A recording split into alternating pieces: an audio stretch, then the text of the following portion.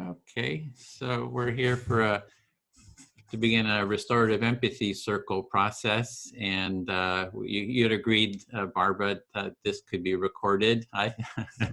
And so we're going to be recording this, and it's being recorded and will be posted to social media later on for educational purposes to show how a restorative empathy circle works.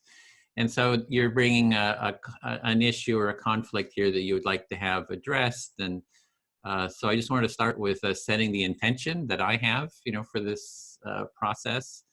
And my intention doesn't have to be your intention for this restorative empathy circle is to create a culture of empathy. And that means to nurture mutual listening, understanding, care, and trust and support, and a constructive relationship, for all parties involved, going forward.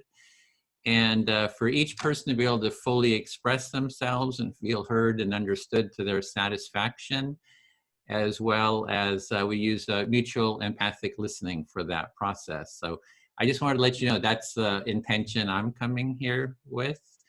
And to just hold the intention, I've got a little candle here for just a reminder that this is our intention. And so I'm just going to light that and keep that lit. So just remind, it doesn't have to be your intention. I don't know, maybe it is or maybe it isn't, but just want to let you know kind of what I'm doing here. So, with this process here, I'm just going to listen to you. There's an issue around the nonviolent communication advanced, I think, NVCA group, that some issues that you had, and I just want to be here to listen to you. I'm going to empathically listen, so you can just share, and I'm going to reflect back my understanding, just so I hear understand what you're having to say. And then at the end, I'll just kind of give you the steps for going forward, and if you'd like to move forward with doing this restorative empathy circle. So I'm all ears. I'm here to listen. If you just share whatever you'd like to, whatever's alive for you. Okay. I was, when I started this out, a lot was going on in the group, in the NVCA group.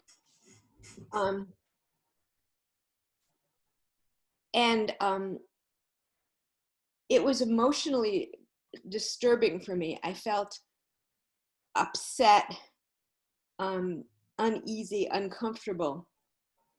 And one of the reasons why was it didn't seem that there was much NVC going on. It seemed like there was a lot of emotional venting,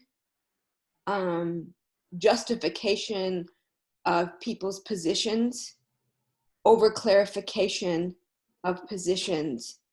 And it seemed to me to stay at that level and not go into feelings and needs.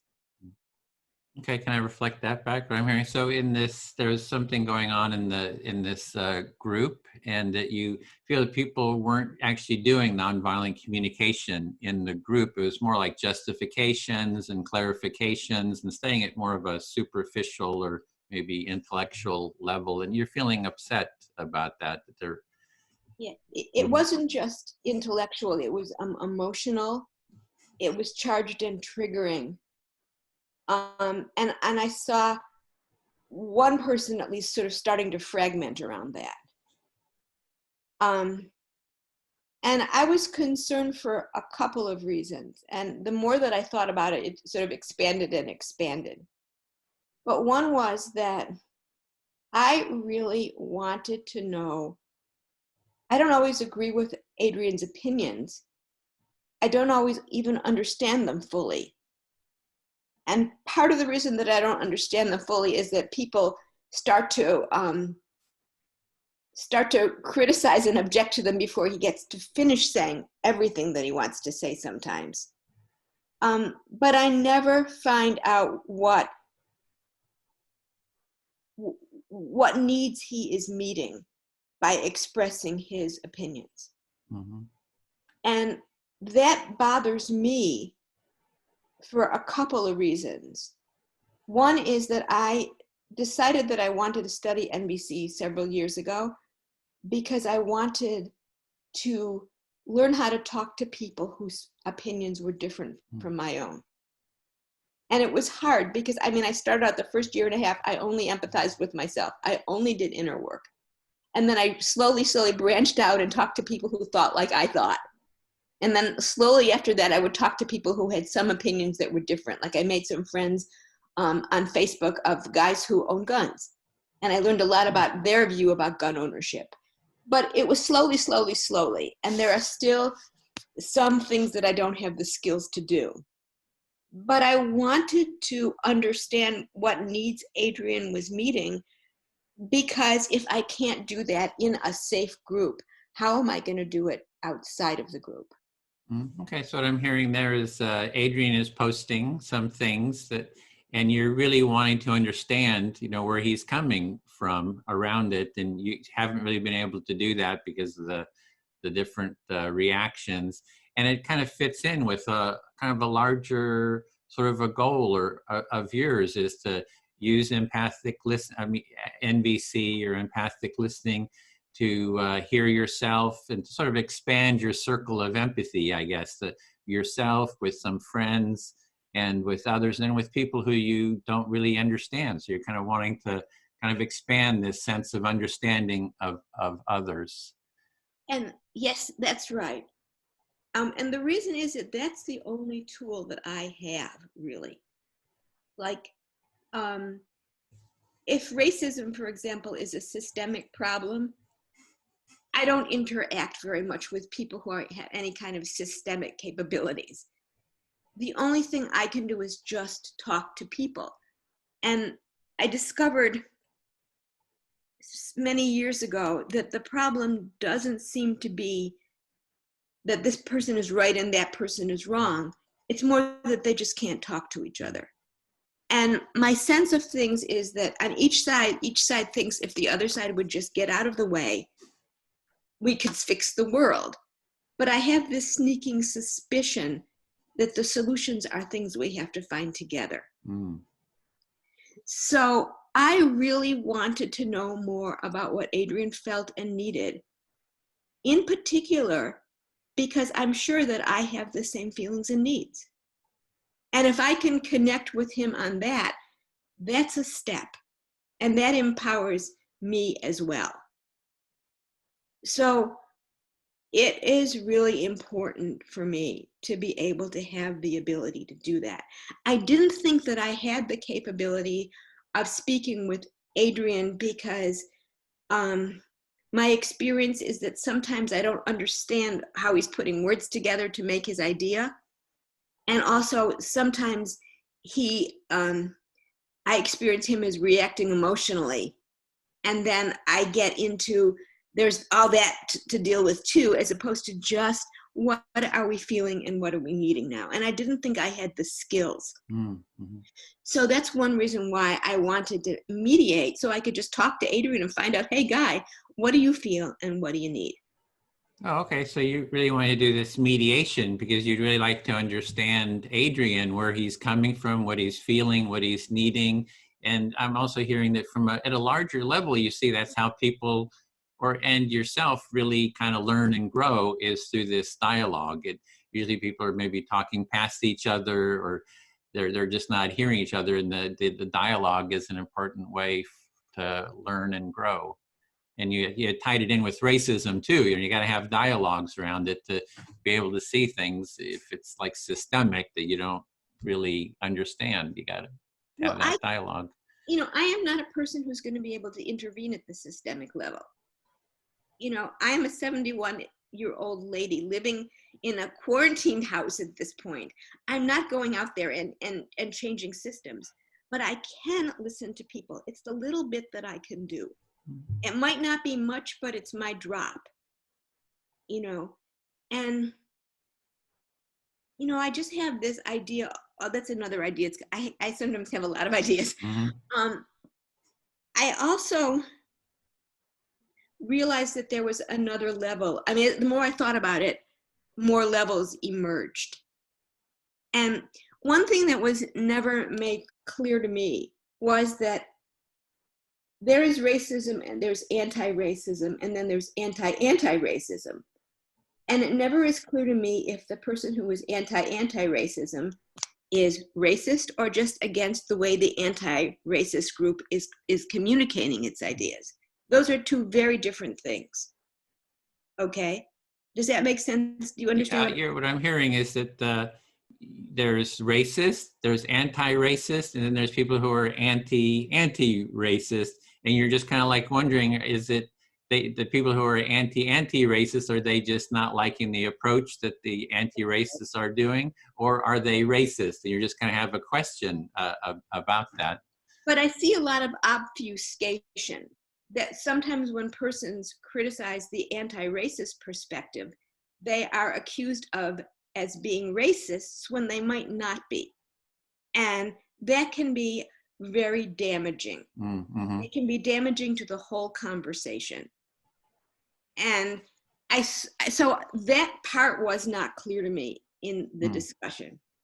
Oh, so within the discussion with Adrian, then there's a discussion about racism, and this is sort of tying in, is you're wondering if there's a criticism of the anti-racism, is that racist, or you're just trying to maybe understand what that criticism of the anti-racism group is. Yeah, well, let me try. Let me see if I can think of another example. Supposing there's something called tying your shoes, and there's a method of tying of your shoes, and people are criticizing it. They may just be criticizing the method of tying the shoes. They aren't saying tying the shoes is bad or good. And that's a distinction that I think is really important. Mm-hmm. People called Adrian a racist, and I'm not sure if that was correct. I'm not sure if he just had a different approach to dealing with it. Oh, so you're really trying to understand where Adrian is coming from. You're just really interested in knowing where he's coming from. He has some criticisms of the anti-racist groups, and somebody is calling him racist because he's criticizing that. Right. And you're saying that maybe he's not racist. He's just has a different point of view, and you would like some understanding, kind of more understanding, and really would like to hear, maybe sounds like even dialogue with him to understand where he's coming from. That's right. And it kind of goes a little bit even more beyond that. And what I am seeing is that there are a lot of approaches that the anti-racist movement seems to make that are different from approaches taken in NVC. For example, in NVC, we don't criticize, we don't blame, we don't judge, we don't give advice, we don't tell people how to do things. Okay? In NVC, we look for feelings and needs, and that really limits what we're allowed to do.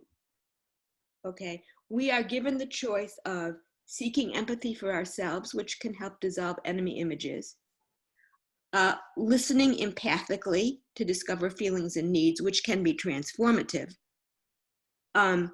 speaking honestly, and then making requests, and the requests cannot be demands. So if we're going to use NVC as a tool to promote further understanding, we are limited to those choices and may not use the choices that the anti-racist movement advocates that people make. Mm-hmm. And we had a group of people in which all of that was happening at once, less NVC and more of the anti-racist activities. And so that became very confusing to me too, because I am there. I mean, in a certain level, I almost don't care what somebody else's opinion is. I want to hear what their feelings and their needs are. Okay. So all of that was kind of whirling around, and I felt very disturbed because I needed more clarity on how NVC can be used as an instrument of social change. And I even made a big post on it on Facebook in the group like yesterday or something, and people responded nicely. And one of the things I said is, I don't want to get into any issues. I just want to talk about NVC here. Yes, what I'm hearing there is that there's different ways of approaching, for example, a topic like racism, that you can, let's call it ABCism. So ABCism yeah, is you can go in with judgments, criticisms, analysis, and all these different approaches, or you can go in with with sort of an NVC approach, which is you try to empathize with the people and hear what their feelings and needs are. And those are the skills you would like to learn and grow in. and there's another skill too, and that's Mm-hmm. speaking honestly. Like I can say, and this is what Tony Scruggs does, when I hear this, I feel this. And that can be extremely powerful. When I heard you making a remark about a group, I felt torn. On the one hand, I really wanted us to have fun and to connect. On the other hand, I needed to have some integrity and authenticity. Even sharing all of that is very powerful. Okay. I would like to see what else NVC allows us to do. Mm-hmm. So you're really wanting to grow in your NVC skills, and you're just mentioning how Tony Scruggs mentions, when you do something, the impact on me, this is how I respond. And because I am wanting certain things. And so you're just trying to, like, see, you in the group, you're really wanting to learn and grow in your NVC skills. Because they're all I have. Mm-hmm. In order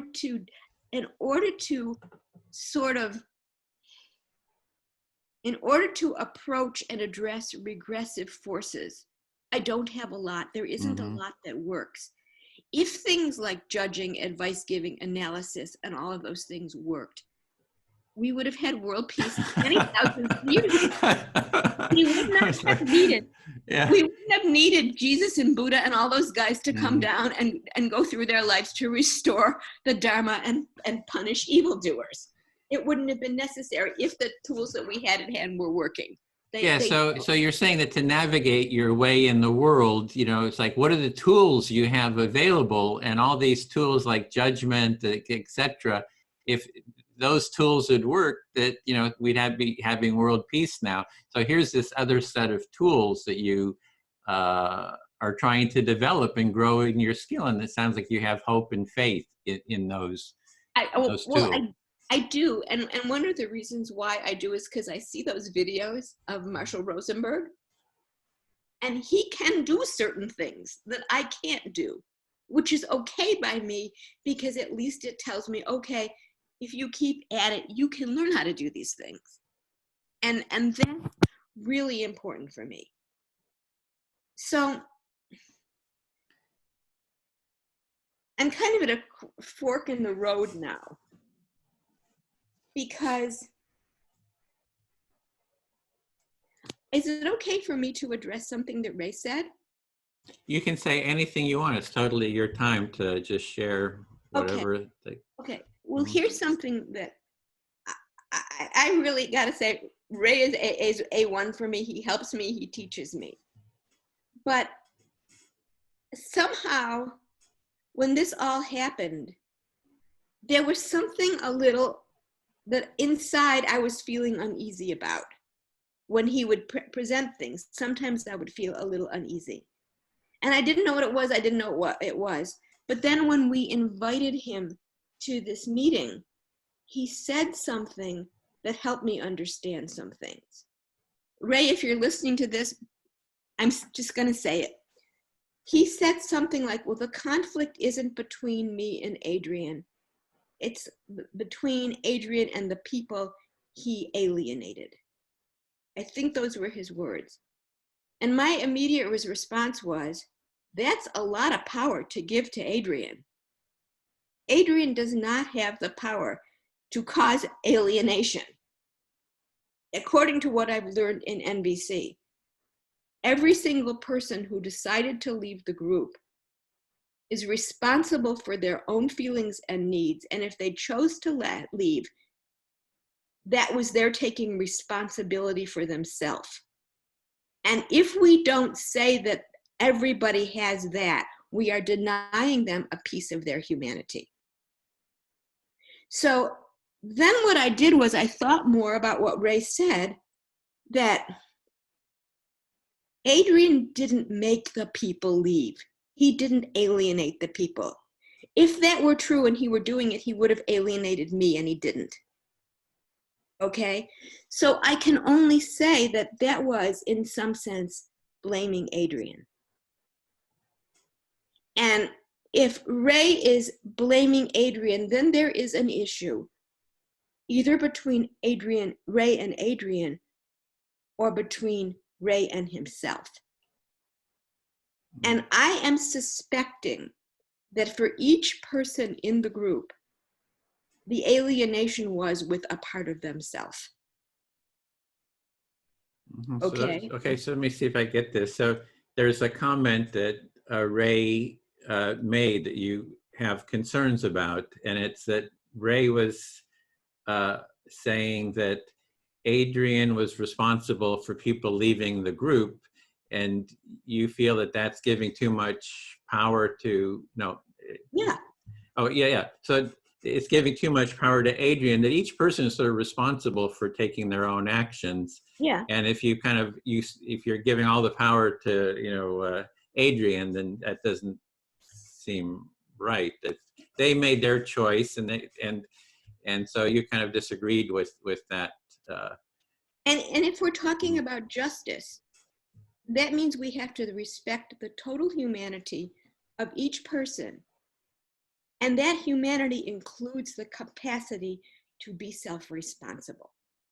If we put all the responsibility on any one person, we're saying that the other people don't have some level of self-responsibility. So it's that mutual responsibility, that there people have their own responsibility as well, and you just can't put it all on all the responsibility, because you're taking the agency away from all those people. So there is this mutual, you didn't use the word mutual, but there is that self-responsibility that everyone has. That everybody has 100% responsibility. Yeah.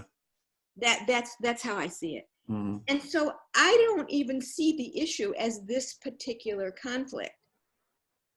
I see the issue here as a couple of things. One is reconciling the approach that judges and so forth and so on, which one takes because one sees something terrible in the world and one wants to change it, and the NVC approach, which we know is effective but is slower. Mm-hmm. And people don't catch on to it quickly. And you have to work to learn it. And you have to struggle with it for a long time. And these days, with things being so weird out in the world, weird is a judgment, but with these things on meeting so many needs, we have a tendency to want to do it faster. Mm-hmm. And I think that there needs to be self-study in each person to evaluate, what am I doing here? Am I doing this because I just think it's going to be faster if I don't know it's going to work? What's going on in each of us? Because there's different approaches. There's the sort of judgmental approach, and then there's sort of this slower, and it's very quick, you can quickly judge, and there's this slower approach where it's more of a, you didn't say the word, but maybe empathic approach of really hearing people. And then you have to do some self-work to see, well, how can I become more empathic and listen better? And it's difficult, and it takes a lot of work, and it's time consuming. And you have to really work at it. Mm-hmm. I mean, you really have to be committed to working at it. Yeah. Mm-hmm. And there's a couple other pieces to it. Mm-hmm. And one of them is that, like, my belief in empathy, and you're like, God knows, the world's expert on it, but like, is that empathy has at its bottom trust. That if you just give space to a person, mm-hmm. the natural intelligence, creativity, beauty, and divinity in that person is going to work itself out in the way it needs to. And that's the same approach as in Taoism. It's the same approach we take in meditation, because you sit and you meditate and you say, well, I'm just going to let it happen. And I'm going to trust that it's going to, all of that. And are not really, we're only beginning at stage 1 to learn to trust that. We trust the other thing that doesn't work a lot more than we trust that. Yeah, society, we trust the judgment, and you see that it doesn't really work, that whole direction, it just doesn't work. And then you have a trust in empathy, and you're looking at what's the core of the empathic approach, which is you have to trust in the sort of the common humanity of people, that people trust in just leaving things alone, allowing space and letting it work out. And it takes a huge amount of courage and training to come to that level of trust. I mean, that's what Lao Tzu talks about in Taoism. Don't touch anything. If you don't, it will work out, and then life will pour itself into you. And that is a huge amount of trust.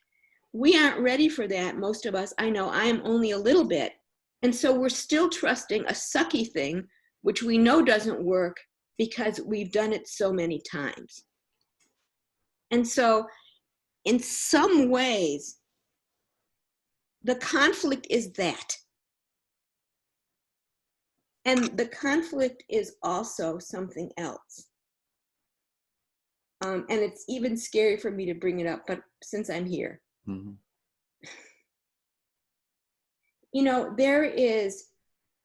There was a very great author named James Baldwin. I don't know if you've read his stuff, but he was a great author and really great writer. Oh my God.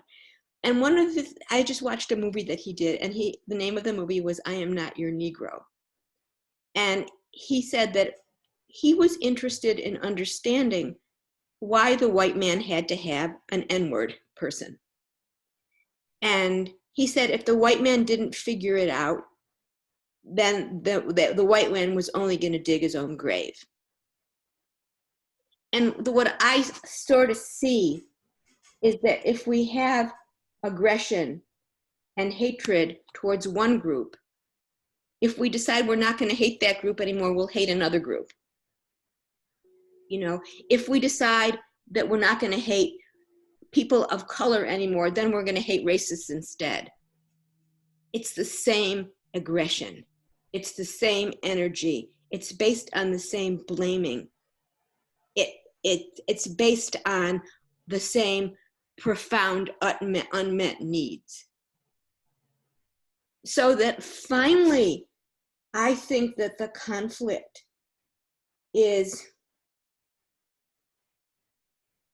are we going to look at those things, or are we just going to be divided and fighting with each other? And I'm not even saying that that's the conflict even for just our group. It's the conflict for bigger than our group. And I'm thinking that we aren't going to solve all that in our group, but the more people who are in leadership positions are even willing to look at it, without doing a whole lot, the more the chances are of the mood changing in the group, and the more the chances are for openness and learning. And I believe that Adrian and some of his friends who espouse his views provide that opportunity for learning and self-understanding. And when they are marginalized and ostracized or ganged up on, we're all really losing. So okay, let me see if I get this. So is it did I say too much, too complicated? Let me see if I got it. Okay. I'm not sure yet. If I got, you'll tell me if I understood it. Okay. So it's like there's a conflict in the group, and it's dealing with deeper human issues. It's actually societal issues. We're dealing with the larger human being issues, and it's the issue is there's been sort of judgment, or sort of, maybe you didn't use the word like scapegoats, or the bad group or the out group, and it's been one group for white supremacy or whatever. It's been about blacks perhaps being that group, but there can be others. Now there's another group, the people who are racist are the out group or whatever. So it's and then if you just create these out groups, then it's sort of the same dynamic. It's just different out groups. And you have to sort of face the deeper issues about that. It's like, how do you face those deeper issues? And that's kind of what's here. It's like, especially for like the leadership or something, has to be able to kind of hold space for that. Look, I'm Jewish. My cousin was a Holocaust survivor. I lived with him from when I was 4 years old. I am not going to be able to dismantle Nazi Germany, but I can look at stuff in myself and face it. And maybe that makes this much of a change in the world, but that's all that I can do, you know? And what I guess I'm saying is that this could have been a big opportunity for us to look at ourselves, you know, every single person, to look at all the sides. And when you just say this person is this or this person is that, or blame anybody in any way, you rob yourself of that huge opportunity. So there's a learning that can take place here, that Adrian is bringing a certain learning potential to the group. And if he's just judged, blamed, or ostracized, that we in the group are sort of losing that opportunity. So it's really trying to find, you would like to find a way of using this as a learning experience going forward. And I also know damn well that anything that I don't like in somebody else is also in me. That I have ample proof about.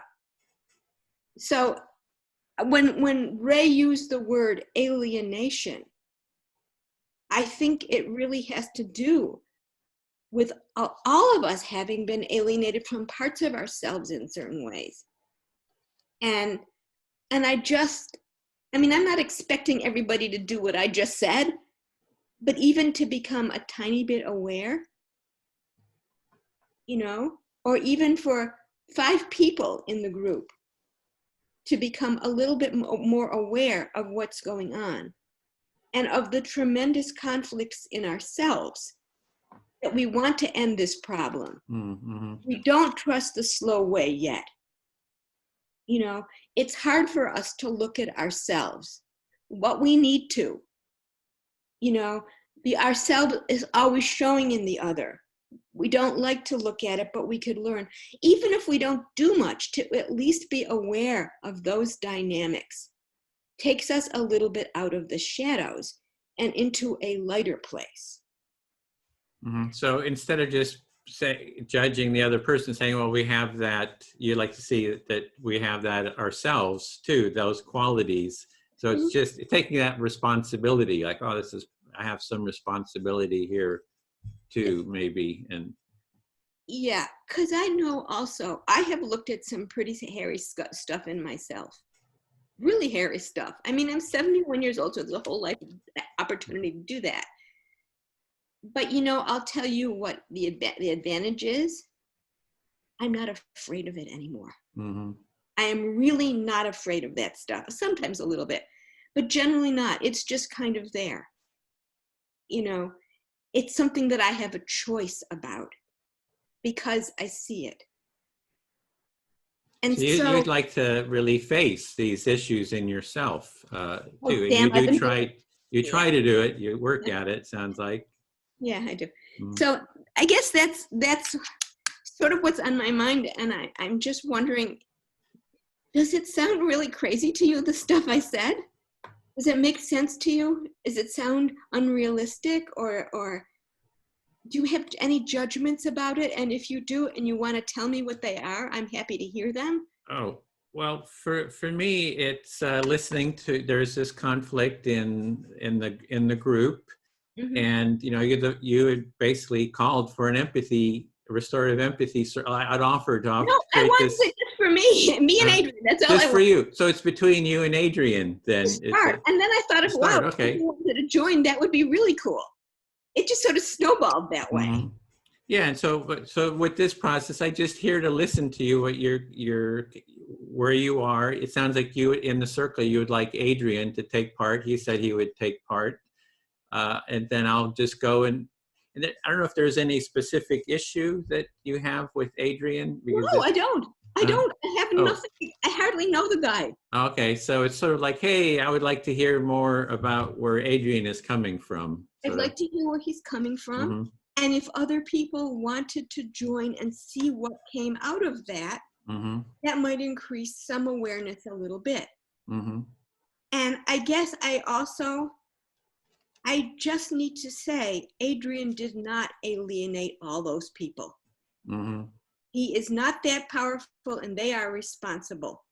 And if we say that, we're not really looking at ourselves. Mm-hmm. Yeah, so it's like you would like to have a discussion with Adrian because you like to hear more about where he's coming from. Yeah. And you're saying that there was a comment made that he has alienated people and that you disagree with that you feel that they kind of made their own choice. And it's not Adrian who is responsible for that they made their Yeah. choice. And if Adrian, if we say Adrian, I mean, I'm repeating myself so I can stop. Okay, so who would you like to have in the circle? You've invited Adrian. Is there anyone else you'd like? If Ray wanted to come, Mhm. I'd like him to be there. Okay. I don't know if he wants to be there. Mhm. I would like to share with him my idea that I don't think the conflict has anything to do with two people. Uh-huh. That's a community conflict. It's a So human conflict. it's a human conflict. Let me write that. That's a human.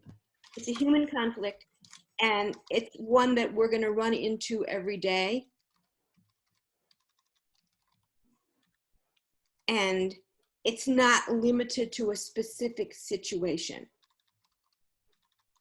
It's also a conflict between the approaches that we take.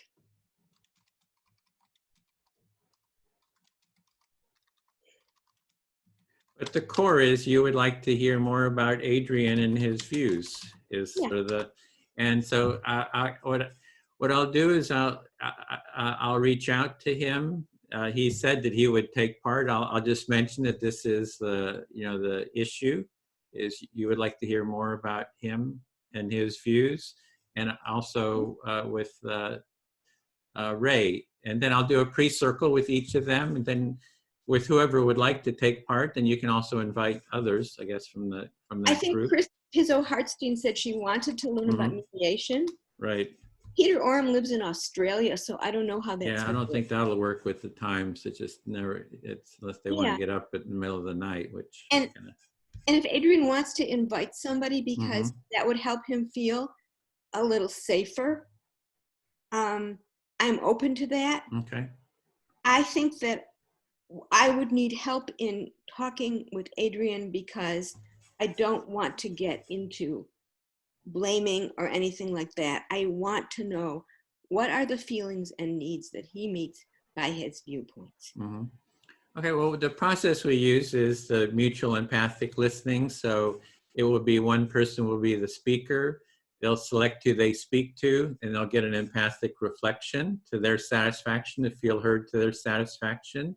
We'll have a time limits of about 6 minutes per speaker. And then once that time is up or the person has nothing else to say, it'll become the listener's turn to become the speaker. They will select who they speak to, and they'll get an empathic reflection until they feel heard. And we just keep going to see what sort of emerges in the process. So it's just an empathy, mutual empathy, and we'll just kind of see.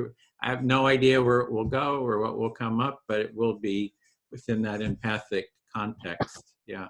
And I have the intention, I don't know how that intention works for you, but it's a culture of empathy with those. That's that. I have one other thing I have to say. Yeah. Having said all those things, I feel really scared. I feel scared. I tell myself I've exposed too much of myself and that I will get hurt and I have a need for safety and self-protection. I can live with it. Okay, well, let me reflect that back. What I'm understanding is that you're feeling afraid, scared, because you've been sharing much about yourself, and you're feeling concern, fear of what's going to come back at you, but you can live with that, that you, Yeah. yeah, you feel like Yeah. you're sort of facing the fear, basically going to face the fear. I can find a way to make myself safe. Mm-hmm. Oh, and that was the other thing. You had the needs for safety, and that you do have some approaches for creating some safety in yourself. And see, Adrian spoke up and he became very unsafe, you know. And I'm speaking up and I'm starting to worry about safety too. Mm-hmm. Yeah. And maybe everybody has some of that too, that if we speak up, we're not going to be safe. I can find a way to meet my need for safety. Mm-hmm. Ah, I see. So it's like you're seeing that if you speak up, you have some fear and you would like safety, but you're going to deal with that yourself. And you see that maybe Adrian was feeling unsafe, and then Yeah. others maybe too, but they have to sort of take responsibility. Everybody takes responsibility for how they try to address that And a need. culture can help with Mm-hmm. that. Mm-hmm. A culture can help with that if it chooses to. If it Mm-hmm. doesn't choose to, then we find other ways to Yeah, make us. so kind of the structure can kind of help with that too. That's kind of what the empathy circle is, that structure. Yes. It's a social structure to kind of help support that empathic dialogue. So it does hopefully help support that sense for safety. Yeah. The one thing is, if you feel comfortable, I was going to invite whoever supports a culture of empathy to bring a candle, or it can even be a light. So if, at the beginning, I'll make the invitation that this, and you don't have to if you don't, but you can light the candle just to share that that's the intention you're bringing to the.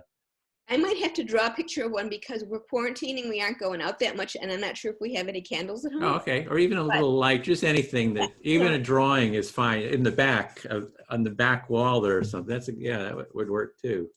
Or even a photograph. Okay, cool. Well, yeah. So when I make whatever, yeah, it could be a photo, a drawing, or yeah, just anything. So, okay, well, great. So I'm going to reach out then to Adrian, try to set up a pre-circle. I'll see if there's others, and then, to Ray, and then to Chris, and we'll see who else wants to take part. I figure, up to like 6 or 8 people sort of maximum is, I think, convenient. So, wow. Okay. okay, great. Okay. Well, I'll stop the recording. I think we're all set then for